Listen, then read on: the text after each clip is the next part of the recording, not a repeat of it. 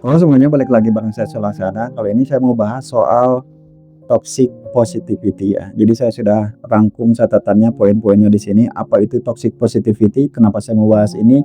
Karena ini istilah yang lagi tren sekarang. Banyak banget orang yang ngomongin soal toxic positivity, tapi nggak ngerti definisinya atau artinya apa sih toxic positivity itu.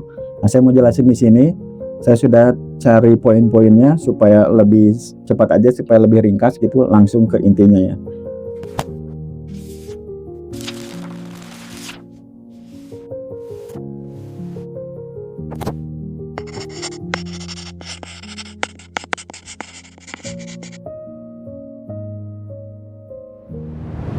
Jadi toxic positivity itu sebenarnya kondisi ketika seseorang memaksa harus selalu positif ya. Jadi tidak boleh ada emosi negatif. Harus selalu positif. Bahkan saat situasinya sebenarnya lagi sulit banget, lagi berat, lagi menyakitkan, lagi butuh divalidasi emosinya. Tapi orang yang toxic positivity ini mengabaikan itu. Aku nggak boleh sedih, aku nggak boleh marah, aku harus semangat, aku harus ceria gitu. Jadi diabaikan. Begitupun dengan orang lain yang lagi curhat tentang kesedihannya, tentang kekecewaannya, itu langsung dipotong. Kamu nggak boleh sedih, ayo kamu semangat dong gitu. Kalimatnya positif, tapi sebenarnya itu toksik karena kita mengabaikan kesedihannya. Harusnya bagaimana? Harusnya divalidasi dulu kesedihannya. Nah, akibatnya apa? Akibatnya kalau kita sedih itu dianggap kayak lemah. Kalau kita marah itu dianggap salah, kalau kita kecewa itu dianggap kayak kurang bersyukur gitu. Padahal setiap emosi negatif itu ada fungsinya. Kayak misalkan sedih itu ada tanda kehilangan di badan kita gitu. Kalau kita marah itu ada tanda yang melewati batas di badan kita. Kalau misalkan ada rasa takut, nah itu ada ancaman di pikiran kita. Kalau ada tanda kecewa itu tandanya ada harapan yang tidak terpenuhi.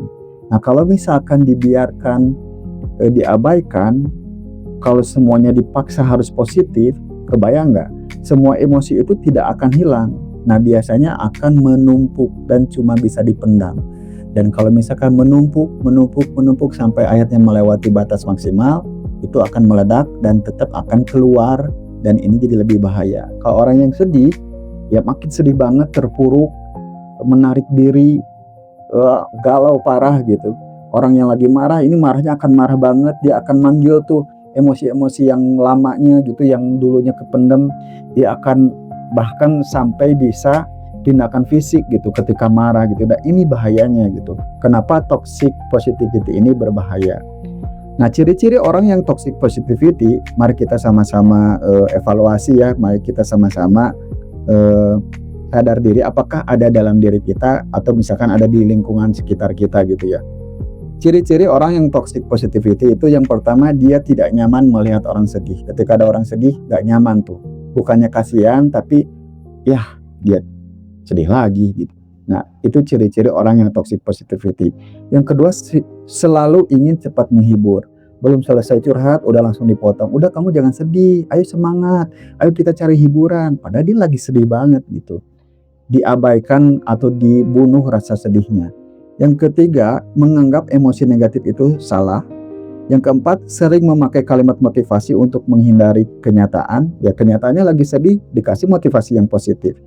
Harusnya divalidasi rasa sedihnya, nah, didengerin, gak usah dinasihatin. Kadang orang yang curhat kesedihannya itu gak perlu solusi, dia cuma pengen curhat gitu, pengen keluar unek-uneknya, gak pengen dinasehati gitu. Kadang ada yang seperti itu gitu.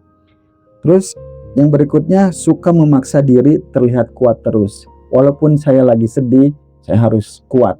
Laki-laki gak boleh nangis dong, saya harus kuat. Nah, itu diabaikan tuh emosi sedihnya. Nah, akhirnya apa? Nanti lama-kelamaan menumpuk dan ngedrop banget. Akhirnya ya banyak yang bundir, banyak yang kekerasan terhadap perempuan, kalau laki-laki ya. Banyak yang akhirnya abuse sama orang lain gitu. Itu karena biasa memendam perasaan-perasaan yang negatif seperti sedih, marah, kecewa, itu biasa dipendam. Akhirnya meledak gitu. Kemudian ciri yang berikutnya, orang yang toxic positivity itu karena takut dianggap lemah kalau jujur tentang perasaan. Kalau saya ngeliatin kalau saya nangis, wah masa laki-laki nangis, tak malu gitu, masa sih laki-laki nangis, padahal nggak apa-apa. Manusia itu boleh kok nangis gitu, walaupun laki-laki gitu, walaupun badannya kekar kayak Deddy Corbuzier misalnya, nggak apa-apa nangis gitu, itu manusiawi gitu, jangan ditahan gitu. Yang bahaya itu, yang nggak boleh itu adalah yang terlalu, misalkan kayak terlalu cengeng, terlalu pemarah. Nah ya kita sudah tahu lah ya, kalau semua yang terlalu itu memang nggak baik ya. Kayak masakan juga, misalkan terlalu manis, terlalu asin, terlalu asam, itu juga nggak baik kan ya. Jadi yang terlalu ya udah jelas lah itu nggak baik.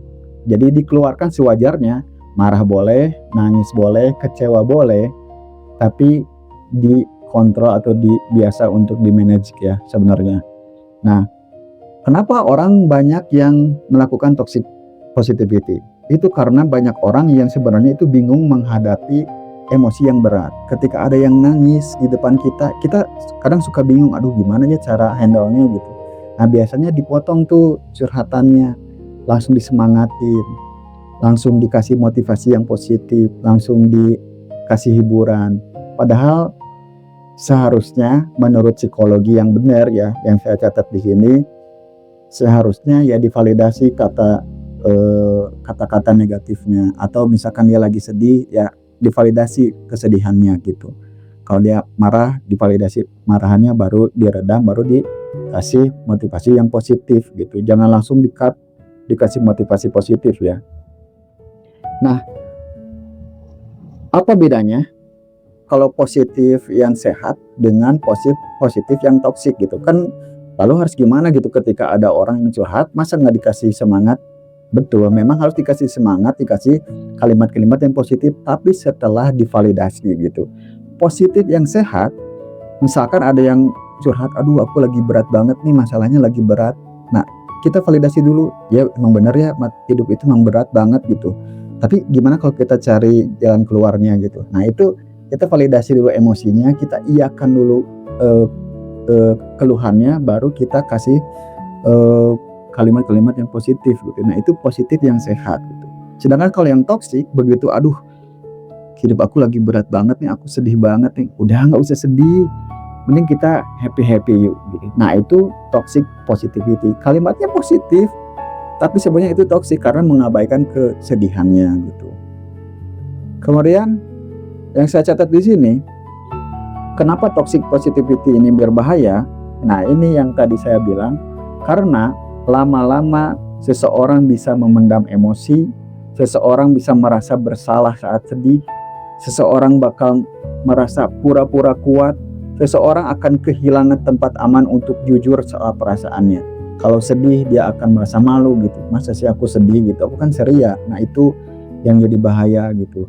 Dan secara psikologis, emosi yang terus ditekan itu nanti keluarnya akan berubah jadi hal-hal yang negatif, seperti overthinking, mudah marah, burnout, mati rasa secara emosional, ledakan emosi tiba-tiba. Nah jadi kalau kamu ngelihat ada orang yang suka tiba-tiba nangis, tiba-tiba marah, nggak ada apa-apa, tiba-tiba nangis gitu, sedih.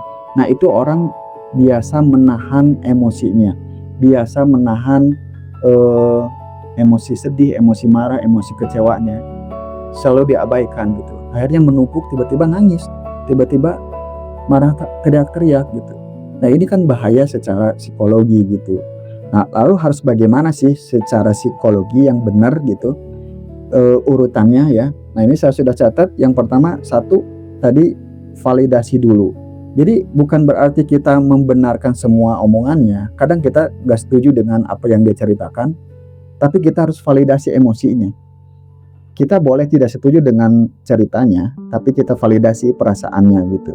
Jadi kita harus mengakui emosinya, kayak masuk akal ya kamu kecewa gitu. Nah setelah itu, yang kedua, dengarkan dulu, jangan buru-buru kayak memperbaiki. Jangan langsung buru-buru ngasih motivasi. Banyak orang yang saat curhat itu sebenarnya belum siap menerima solusi. Mereka cuma pengen curhat, mereka nggak mau solusi gitu. Mereka lebih butuh didengar, lebih butuh dipahami, ditemani gitu. Karena otak manusia biasanya itu lebih tenang setelah merasa diterima. Nah, baru yang ketiga stepnya baru bantu melihat realita dengan pelan-pelan gitu. Nah, setelah emosinya turun, barulah kita masukin logika. Logikanya seperti apa ketika orang sedang sedih, sedang kecewa gitu. Ingat, kita nggak bisa masukin orang yang emosi dengan logika. Orang yang sedang emosi itu tidak bisa dimasuki logika. Mereka pasti menolak logika gitu. Orang yang sedang main perasaan nggak bisa dilogikakan. Ya jadi kita harus validasi aja perasaannya gitu. Nah itu tuh dia penjelasan tentang toxic positivity. Mudah-mudahan bisa menjadi tambahan wawasan gitu. Apa itu toxic positivity dan kita dijauhkan dari hal-hal yang sifatnya seperti ini ya.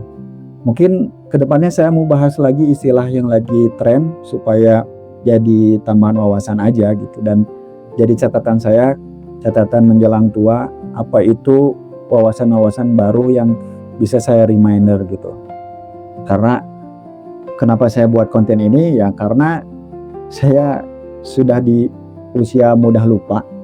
Jadi kalau misalkan dengan membuat video seperti ini ya mudah-mudahan saya bisa mengurangi kepikunan lah gitu. Terima kasih sudah nonton sampai sini. Saya Sulaiman Khana. See you on next video.